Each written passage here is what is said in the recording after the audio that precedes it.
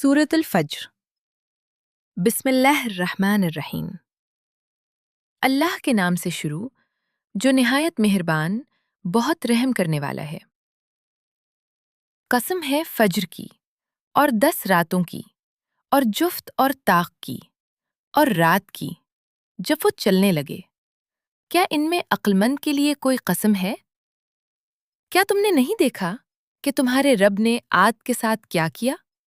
सुतूनों वाले इरम के साथ, जिनके जैसा शहरों में कोई पैदा नहीं किया गया, और समूद के साथ, जिन्होंने वादी में पत्थर तराशे, और फिरौन के साथ, जो मीखों वाला था।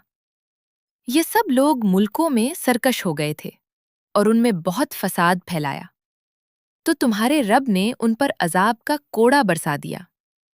बेशक तुम्हारा रब घात में है, लेकिन इंसान का हाल ये है कि जब उसका रब उसे आजमाता है और उसे इज्जत और नेमत देता है, तो वो कहता है, मेरे रब ने मुझे इज्जत दी।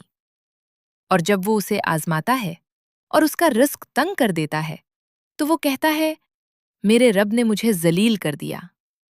हरगिज नहीं, बल्कि तुम यतीम की इज्जत नहीं करते और न मिस्कीन को खाना खिलाने की तरगीब देते हो, और तुम मीरास का माल समेट कर खा जाते हो और माल से बहुत ज्यादा मोहब्बत रखते हो।